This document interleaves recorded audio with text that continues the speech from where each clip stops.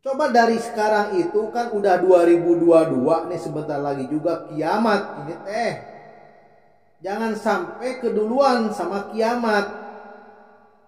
Jangan ngumpet-ngumpet dan mencari kambing hitam atas nama Wahabi. Oh, kalian gak berani langsung mengajak orang-orang yang memang ada kesamaan dengan yang kalian tuduhkan itu? Dengan beberapa kalangan yang memang sudah populer di Indonesia. Seperti mana? Terutama loh, ini harus digarisbawahi. Coba kalian berani enggak mengajak diskusi ke para santri dan kiai dari kalangan Persatuan Islam, Persis? Berani enggak? Udah tuh kan sekarang mah udah eranya, jangan era erong matanya segede terong. Jangan menggunakan diksi hantu lagi. Wahabi itu kan hantu. Siapa pendirinya, kapan berdirinya, meneketehe gitu.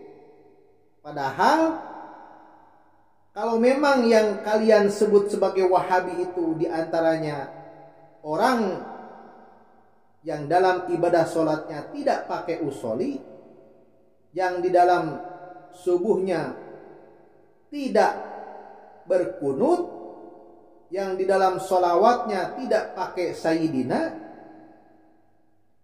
yang tidak suka tahlilan,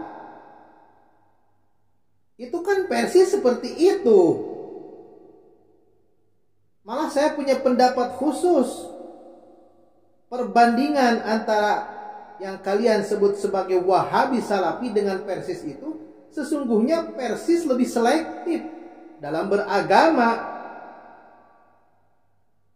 Kalian berdiskusi itu dengan orang-orang Persis. Berani enggak? Kalau berani datengin tuh ke Bandung. Pasti diterima dengan baik. Orang Persis itu terkenal kok, raja debat. Kan dulu pernah terjadi antara kiai senior dari kalangan Persis dan NU bertemu dalam suatu acara munadharah, mudzakarah, debat. Antara siapa?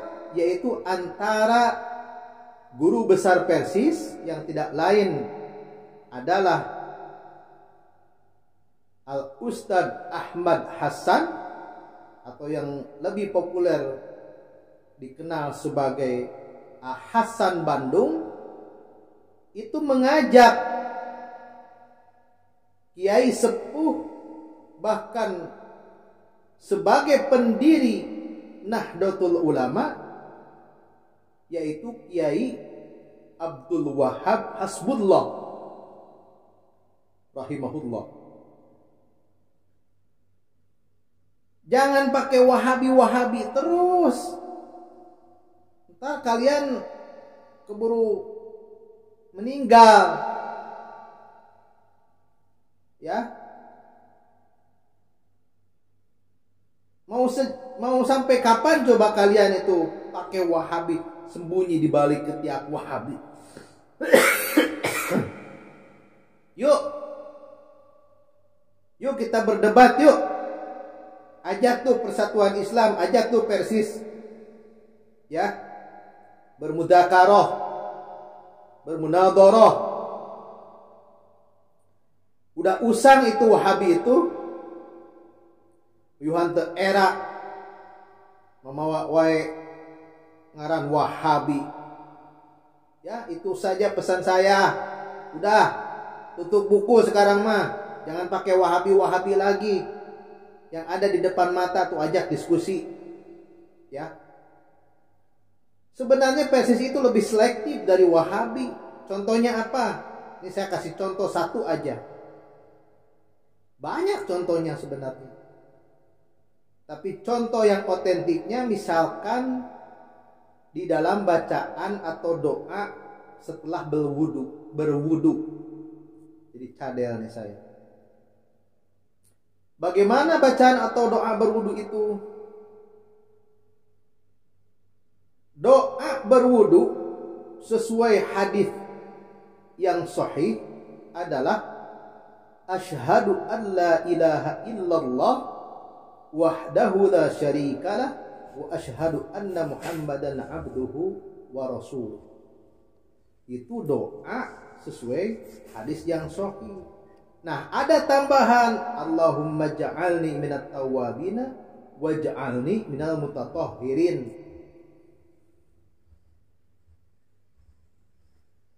Itu tambahannya menurut kajian dan analisa temuan Kiai Persis itu lemah hadisnya sehingga tidak digunakan, tidak dipakai. Kenapa? Karena Persis hanya menggunakan di dalam ibadahnya itu hanya menggunakan daripada hadis-hadis yang sahih saja. Begitu. Sedangkan Syekh Muhammad bin Abdul Wahhab yang saya baca di dalam